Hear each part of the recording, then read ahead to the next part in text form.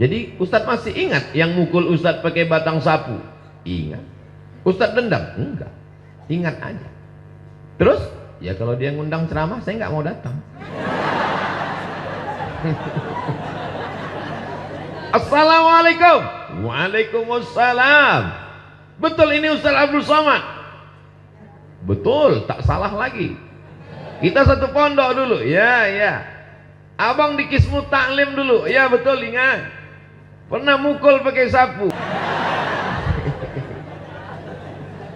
Kaifa halukum? How are you tonight? Apa kabar semuanya? Kumaha? Pripun kabare? Biado? Baakaba? Aga kareba? Itu salah satu kelebihan santri.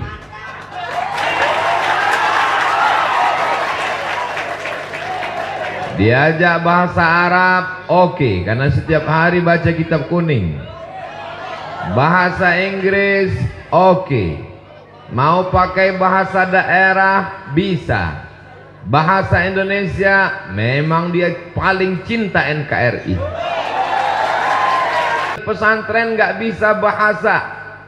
Bagaimana mungkin kita bisa bahasa orang lain kalau kita cuman sekolah dari jam 8 masuk, pulang jam 1, cabutnya 3 jam. Bertemannya hanya sekitar lingkungan dekat rumahnya saja. Tapi kalau tinggal di pesantren, mondoknya 6 tahun, 7 tahun, pulangnya cuman liburan semester, bahkan mungkin hanya Idul Fitri saja. Bahkan mungkin gak pulang-pulang karena orang tuanya sudah meninggal dunia. Maka pergaulannya adalah dari Sabang sampai Merauke. Bukan dari Sabang sampai Merauke, Sabang sampai Maroko. Sabang ujung pulau di Aceh, Merauke ujung negeri kita di Papua. Tapi ada yang lebih jauh lagi, dari Merauke ke Maroko, karena tanpa ada batasan. Itu kelebihan yang pertama santri. Pede nggak jadi santri? Bangga nggak jadi santri? Kalau ada yang tidak bangga jadi santri ketika kenalan sama orang, kamu sekolah di mana? Sekolah. Kamu di mana? Saya di pesantren. Ini orang mestinya sudah lama mati. Buat-buat macet aja dia. Pede, percaya diri. Kenapa? Karena kita punya kenalan yang begitu luas. Dari mulai rambut yang lurus sampai keriting, dari yang hitam sampai yang putih, yang tinggi sampai yang pendek, semuanya sama. Dan di pesantren lah kita kenal pribadi orang macam-macam. Saya sekarang kalau tausiah pergi ke Aceh, ketemu dengan teman saya. Pergi ke Medan, jumpa dengan sahabat saya. Pergi ke Surabaya, Jawa Timur, sahabat dan teman akrab saya. Pergi ke Madura, senior dan junior saya. Pergi ke Makassar, friend saya. Sampai ke Sorong, Papua, kawan-kawan saya semua. Kenapa demikian? Karena kita di pesantren punya pergaulan yang luas. Jadi anak-anak, adik-adik, saya mau panggil anak, rasanya saya masih terlalu muda. Jadi panggil adik-adik aja lah. Jadi adik-adik sekalian, pulang. Pesantren apa pulang? Pulang pesantren, pulang pesantren, pulang. Pulanglah. Kau pulang mau jadi apa? Mau berteman dengan siapa? Mau berteman dengan TV? Mau berteman dengan warnet? Mau berteman dengan boneka setan? Tapi kalau di pesantren, Masya Allah, Tabarakallah. Dan di pesantren kita kenal sifat orang dari berbagai macam suku dan bangsa. Betul? Ketemu sama orang yang datang dari Jawa Barat, orangnya lembut. Kumaha atuh damang. Ketemu sama kawan yang dari Medan, Sumatera. Sini kau Sunda, sini. Ketemu sama teman yang datang dari Bandung, orangnya lembut. Kadang kita karena pakai sepatu tapaknya terlalu tebal, semakin tebal tapak sepatumu, semakin tak terasa bahwa kau sudah menginjak kaki orang lain. Bisa untuk update status besok pagi. Tapi orang dari Bandung, dari Garut, dari Cicalengka, dari kakinya tolong jangan diinjak. Tapi kalau sama orang di Sumatera lain, begitu kakinya kena sedikit, kemana mata kau? Tapi kita tidak tersinggung. Kenapa? Karena kita sudah kenal. Satu kamar, sama-sama makan, sama-sama jalan, sama-sama satu kelas. Tak kenal maka tak sayang, tak sayang maka nggak ngutang. Saya tidak pernah tersinggung dengan teman-teman saya yang datang dari Pulau Sumatera, dari Medan, dari Aceh, dari Minangkabau, dari Sumatera Barat. Saya juga paham dengan teman-teman saya yang datang dari Bandung, dari Pulau Jawa. Kenapa? Karena memang karakternya macam-macam. Mengapa orang di Sumatera itu kalau ngomong keras dan kuat? Karena cabenya banyak. Dia kalau makan cabai dia wah mana ini? Kenapa mereka kalau ngomong itu keras? Karena tinggal di gunung anginnya kencang. Nikahlah orang Sumatera sama orang Jawa Barat. Mas, Aa, tolong diangkat jemuran. Orangnya lembut, orangnya baik, orangnya sopan, orangnya santun. Kalau nunjuk pakai jempol. Tapi kalau kami nunjuk pakai. Tapi saya tidak tersinggung. Walaupun dia pakai jempol, walaupun dia pakai telunjuk. Kenapa? Karena kita sudah mengenal budaya masing-masing dari penggunaan kata. Mungkin di sini orang tidak pakai kau, karena kau itu kasar. Di sini kalau kamu itu apa pakai? Hah?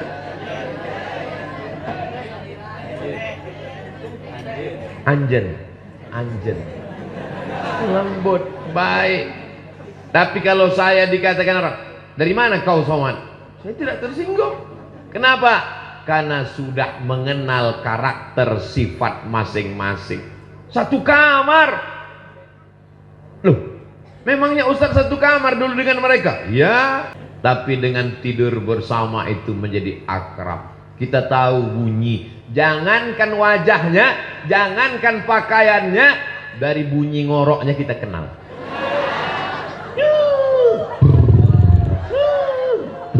Kita tahu, oh jangan. Saking akrabnya, saking dekatnya. Begitu juga ketika kita makan di tempat ruang makan, kita tahu, oh si Anu makanannya bumbu pecal. Oh si Anu pelitnya minta ampun. Oh si Anu bakhil bin medit. Semua sifat-sifat ini kita kenali. Jadi yang pertama, yang paling penting adalah mengenal sifat orang. Untuk belajar ini perlu ilmu komunikasi 2 SKS. Sekarang banyak orang pintar, banyak orang cerdas, banyak orang IP-nya 4, banyak orang IQ-nya tinggi, tapi komunikasinya jelek, tidak bisa merasakan perasaan orang lain. Karena rasamu bukan rasaku. Tapi kalau kita di pondok, kita sudah nyantri, bangun di Sumatera subuhnya jam 5, bangunnya jam 4, jam 4 semua bangun, semuanya sholat tahajud bersama. banyak yang ketika sujud itu, sujud pertama sekaligus sujud terakhir. Allahu Akbar. Jadi kalau sudah ketemu lama langsung tersenyum. Si anu yang tukang molor dulu. Kenal ini penting. Itulah mengapa yang pertama kali adalah khalaqnakum min dzakarin wa unsa wa ja'alnakum syu'uban wa qabaila lita'arafu, untuk saling kenal mengenal sifat dan karakter masing-masing. Kalau Ustadz Abdul Somad ngomong melengking, ada yang tersinggung? Tidak, karena mereka sudah tahu itu memang gaya Ustadz Abdul Somad. Kalau Ustadz Abdul Somad ngomongnya seperti teriak ngamuk, apa ada yang ngomong di belakang? Belum makan, mungkin belum makan. Enggak. Kenapa? Karena mereka sudah tahu. Kalau Ustadz Abdul Somad ngomong mengatakan teriak, menggelegar suaranya, ini jangan-jangan karena enggak dikasih teh manis. Kenapa? Karena semua kenal Abdul Somad tidak pernah minum manis kalau sedang ceramah. Tapi bagi orang yang baru ikut pengajian sekali-sekali, dia langsung curiga, dia langsung suudzon. Ini Abdul Somad radikal, ngomongnya keras. Ini bukan keras, mikrofonnya bagus. Ini bukan keras, sound sistemnya mantap, langsung masuk ke telinga, merasuk ke lubuk hati yang paling dalam. Inilah pentingnya kita menjadi santri. Jadi anak-anak, saya terus mau nyebut anak, mentang-mentang anaknya baru akikah nyebut anak terus. Adik-adikku sekalian, sebenarnya kita ini sebaya. Betul? Kok betul? Cuman bedanya saya duluan lahir. Saya lahir 1977. Sebaya bapak kalian. Berarti umur sekarang 2022. Berarti sudah 45. Saya ini 45 tahun. Walaupun saya bolak-balik meyakinkan orang, saya ini udah 45, dia tetap juga ngotot, masih 25 katanya. Karena kita sudah saling kenal. Tadi Ibu Nyai di atas, ibu saya, ibu kita semua. Ternyata beliau nonton kajian Ustadz Somad pagi, petang, siang dan malam. Saya datang kemari karena doa ibu. Beliau yang mendoakan saya. Maka tadi ketika ketemu, emak saya sudah meninggal, Bu. Doakan saya supaya istiqomah iman dan Islam. Doakan saya supaya hati saya tidak dirusak oleh sum'ah, oleh ujub, oleh merasa hebat. Apa enggak merasa hebat? Kiai aja duduk di bawah, saya duduk di atas. Ini Ustaz Abdul Somad katanya mengajarkan kita harus hidup setara, sama santri, sama-sama tidur di lantai, sama-sama satu penderitaan. Tapi Ustaz sendiri setelah tamat dari pesantren, Ustaz malah duduk di atas, nggak sopan. Disuruh panitia supaya tampilan kameranya bagus. Kembali dipasang maka di atas, bagus kan? Coba kalau saya duduk di bawah. Tapi saya duduk di sini sementara. Dan santri tidak ada yang tersinggung. Nggak usah kita dengar ini ceramah Abdul Somad. Orangnya nggak sopan. Masa guru kita, kiai kita, ajengan kita di bawah, dia di atas. Karena semuanya saling faham. Suami dengan istri bisa hidup bersama karena sama-sama faham. Hubungan kita bisa bertahan lama, berteman di pesantren, bersama di surga. Kalau kita bisa saling memahami. Sekarang penyakit manusia ini su'ut tafahum. Su' jelek, tafahum salah paham, salah dengar, salah ngomong, salah ngerti, karena tidak saling mengenali. Dunia saling kenal mengenal itu adalah dunia pesantren. Dari mulai cara tidur, bangun tidur, olahraga, belajar di kelas, baca kitab, suara, mohon maaf, baunya pun kita kenal. Pejam mata, langsung kita cium. Si Anu. Si Anu. Kenal, kenapa? Karena berteman dan bersahabat lama. Dan kalau di pesantren tidak ada jaim-jaiman. Betul? Dia nggak pakai ustadz lagi. Tapi begitu ada orang lain, Al-Mukarram Ustadz Abdul Somad. Semuanya adalah sahabat dan kawan. Dan hari ini saya tidak sedang merasa sebagai orang yang diundang dari luar pesantren. Karena kita sama-sama santri. Kita sama-sama santri. Sampai hari kiamat kita adalah santri. Santri adalah orang yang senantiasa ingin dirinya mendapatkan ilmu pengetahuan. Masya Allah, tabarakallah.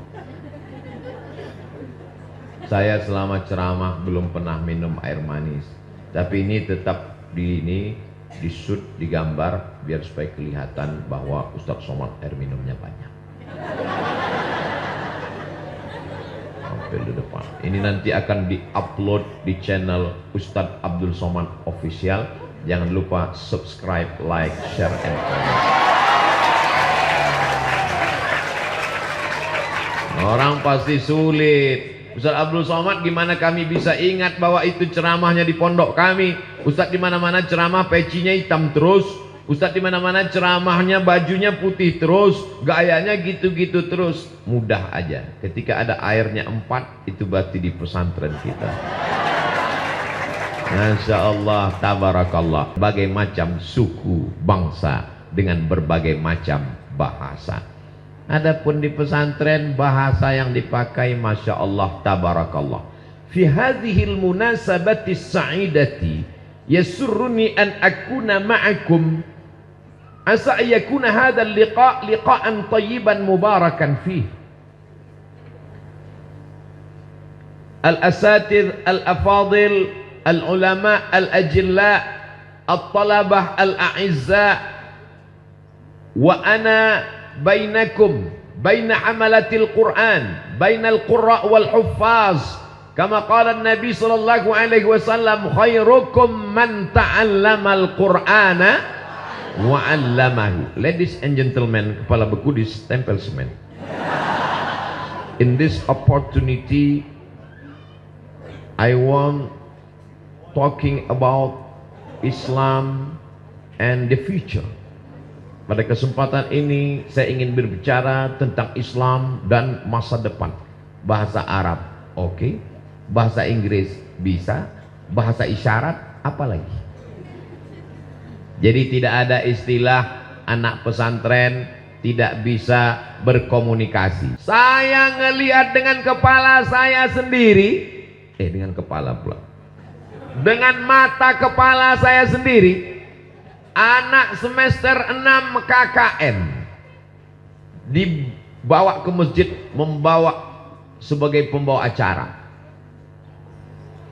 Malam ini Ustadz Somad pembawa acaranya adalah mahasiswa semester 6 yang KKN. Saya nggak sampai hati ngelihat dia megang mikrofon menggeletar. Assalamualaikum warahmatullahi wabarakatuh. Karena tidak terbiasa.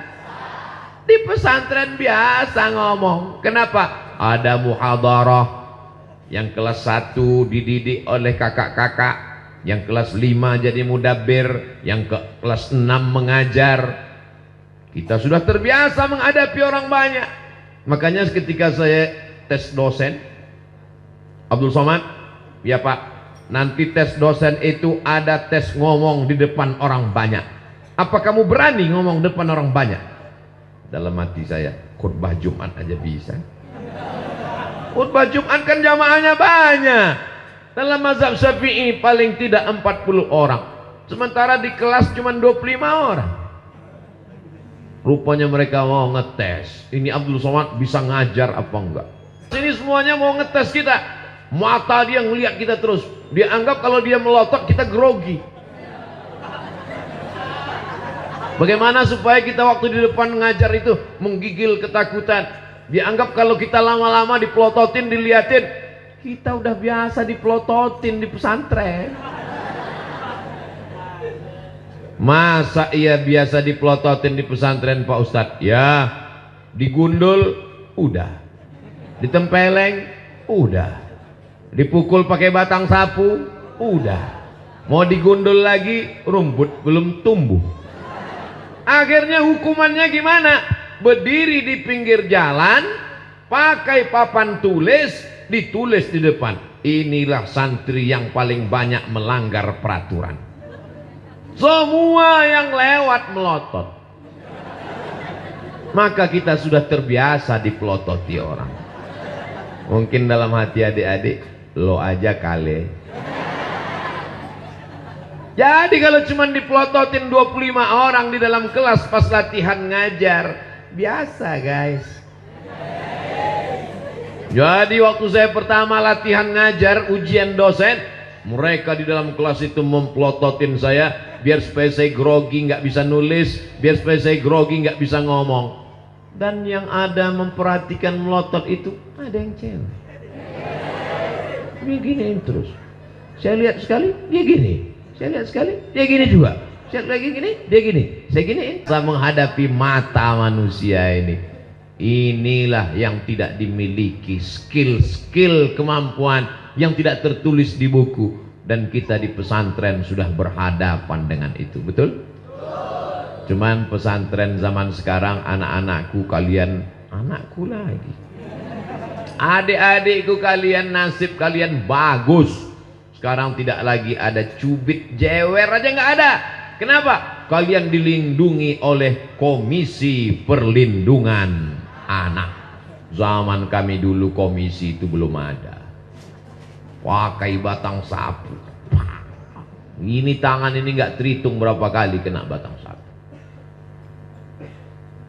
Jadi Ustadz masih ingat yang mukul Ustadz pakai batang sapu? Ingat. Ustadz dendam? Enggak. Ingat aja. Terus? Ya kalau dia ngundang ceramah saya nggak mau datang. Assalamualaikum. Waalaikumsalam. Betul ini Ustadz Abdul Somad? Betul, tak salah lagi. Kita satu pondok dulu pernah mukul pakai sapu. Ya. Bisa datang ke pesantren kami. Aduh, lagi penuh jadwal, Bang. Masya Allah, tabarakallah. Jadi kita di pesantren dilatih mental untuk berhadapan. Ngantuk dikit aja. Ini dulu, sekarang udah enak pesantren. Dulu bangun subuh mata tengkuk mesti berdiri. Begitu setan datang membawa kipas, Nina Bobo, oh nih. Itu setan zaman Ustadz. Itu setan zaman Abdul Somad dulu. Setan zaman sekarang nggak nyanyi lagi, langsung bawa AC.